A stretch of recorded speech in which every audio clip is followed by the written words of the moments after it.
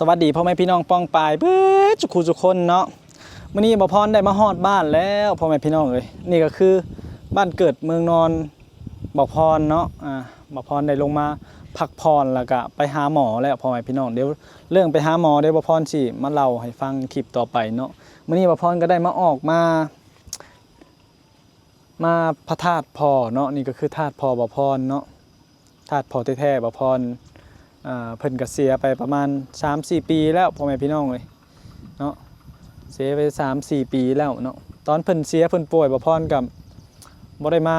าหาซ้ำช่วงนั้นมันเป็นโควิดทุกคนเลยไปใช้มาใช้ก็บ่ได้เนาะมันมีหลายเหตุหลายปัจจัยเด้เรื่องโควิดกับแม่นแล้วก็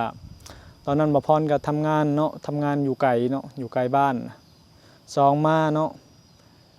เมียบ่พรเพิ่นก็คลอดลูกเนาะมันหลายอันหลายอย่างเนาะทุกคนเนาะมันก็เลยบ่พรบ่ได้มาหาซ้ำเพิ่นก็ได้เสียแล้วก็ได้นำกระดูกเพิ่นออกมาไว้อยู่ทุ่งนาเนาะทุ่งนานี่ก็เป็นทุ่งนามูลนามังเพิ่นแหละพ่อพี่น้องเอ้ยฮะโอ้บ้านเฮ็ดจิบ่ทุ่งไร่ทุ่งนาเนาะพ่อพี่น้องบ่พรก็มื้อนี้ก็ได้มาฮอดบ้านก็เลยซื้อขนมพ่อแม่พี่น้องเลยซื้อขนมมาใส่ถาดนี่แหละแล้วก็ซื้อคาราบาวเนาะถึงสิได้กินหรือบ่ได้กินก็อย่าแต่ว่าเฮาก็ได้ซื้อมาให้เพิ่นละนึกคิดเอาเนาะเพราะว่าคนลาวเฮาก็เป็นศาสนาพุทธเนาะพ่อแม่พี่น้องก็ซื้อต้มขนมมาให้เพิ่นเนาะพอได้ระลึกถึงเนาะพ่อแม่พี่น้องนี่แหละพอก็มาซื้อคาราบาวเนาะเพิ่นว่าเพิ่นมักกินคาราบาวพ่อแม่พี่น้องเอ้ยนี่แหละพ่อแม่พี่น้องเอ้ยเนาะคนเฮาพอจากหายตายจากไปแล้วเอายังหายก็จักได้กินหรือบ่เนาะเว้ามาก็น้ำตาจักไหลนะพ่อแม่พี่น้องเอ้ยซื้อขนมมาให้เนาะข้าวต้มกับคาราบาวเนาะแม่บ่พรก็เสียแล้วเนาะแม่แท้ๆบ่พรเสียแล้วเสียตั้งแต่บ่พรยังน้อยผู้เฉพาะแม่บ่พรนะแต่ว่าพ่อนี่เสียประมาณ4ปีเนาะเพิ่นป่วยประมาณปีหนึ่งพ่อแม่พี่น้องป่วยประมาณปีหนึ่งเพิ่นก็เสียเนาะด้วยโรคน่าจะมะเร็งตับทุกคนคิดไปคิดมาก็โอ้ยคิดฮอดได้พ่อแม่พี่น้องเอ้ยคิดฮอดข้าวหลังเนาะพอขาดพ่อขาดแม่มันก็โศกเศร้าเงาหงอยเลยทุกคนเด้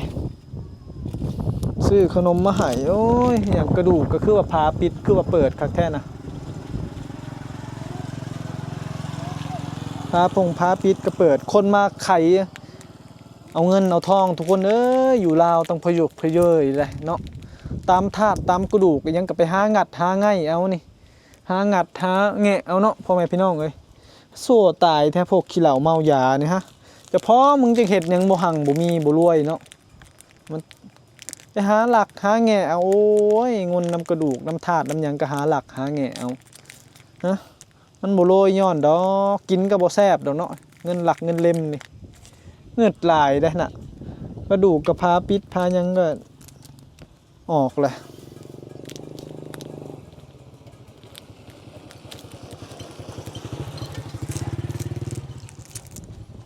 ชื่อก็ต้มขนมมาให้เพิ่นทุกคนเอ้ยนี่แหละยามอยู่ดีมีแห้งหายก็ได้กินเนาะแต่ว่าตายไปแล้วก็หายคือเก่าแต่ว่า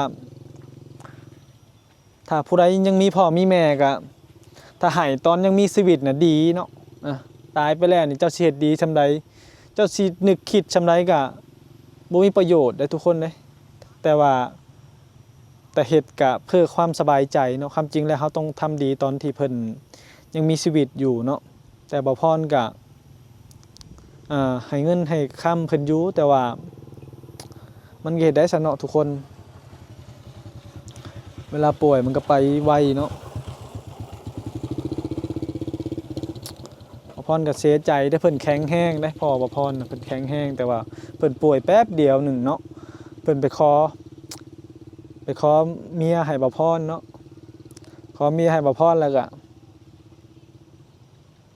ขึ้นมานะเพิ่นก็เสียทุกคนเลยบ่พรว่าไปมาก็น้ำตาจากไหลเนาะแต่ว่า ไปขอเมียให้บ่พรเพิ่นก็เสียนะขึ้นมาแล้วเพิ่นก็ป่วยเลยป่วยก็ประมาณปีหนึ่งนี่แหละแต่ว่าไอ้หน้าหน้าร้านน่ะเพิ่นก็ยังบ่ได้เห็นซ้ำพรยังบ่ได้พามาหาซ้ำเพราะว่าลูกบ่พรคลอดประมาณคลอดบ่เดือนบ่ฮอดเดือนซ้ำเพิ่นก็ป่วยหนักแล้วก็น่าจะ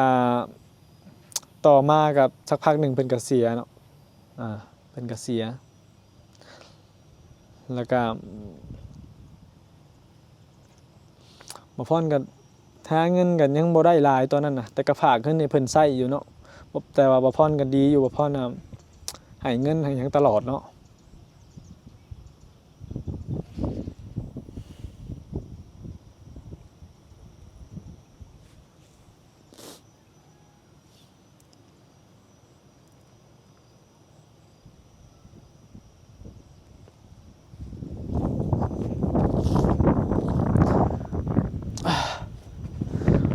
เบามาน้ำตาไหลทุกคนเอ้ย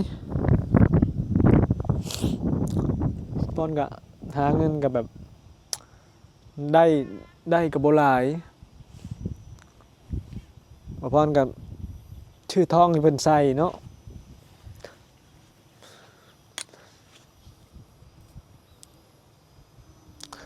ชื่อใส่แป๊บเดียวเพิ่นก็ป่วยนะทุกคน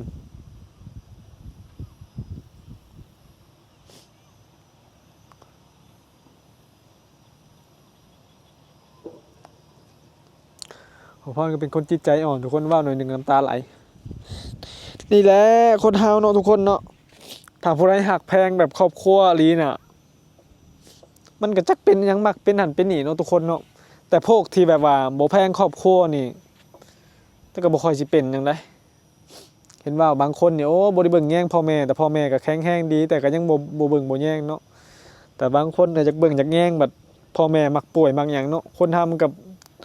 คิดนิดหนึงใดๆก็โลกใบนี้ก็คือแบบกลั่นแกล้งคนเฮาเลยทุกคนเด้คือว่าพรนี่แบบหักแฮงเด้หักแพงพ่อแม่เนาะแต่ว่าพ่อแม่ก็แบบจากเขาไปไวหันนะแต่ว่าตอนนั้นเฮาก็หาเงินหาคำก็ยังบ่ค่อยได้เนาะแต่ทุกวันนี้ถามว่ามีเงินมีทองก็บ่มีแต่ว่าเฮาใหญ่แล้วมันก็ยังได้หยิบยื่นให้เนาะมันก็ยังดีเด้ทุกคนเด้นี่แหละบ่พรจึงเว้าให้ผู้ใดแบบว่ามีพ่อมีแม่อยู่ดีมีแห้งนะฮักแห้งเนาะให้ฮักแพงเนาะทุกคนเวลาเพิ่นจากไปเฮาจะได้แบบบ่โศกเศร้าเฮาจะได้แบบบ่เสียใจนะแต่คือบ่พรก็เสียใจอยู่เนาะแต่ก็ยังดีว่าเคยเฮ็ดดีเฮ็ดหยังนำให้พ่อให้แม่เนาะเคยซื้อนั่นซื้อนี่ให้ยามเพิ่นบ่มีเงินมีหยังบ่พรก็พอเว้ามากับกระเสาเนาะทุกคนเนาะนั่นแหละเวลาพ่อแม่จากไปแล้วคนเฮามันก็แบบ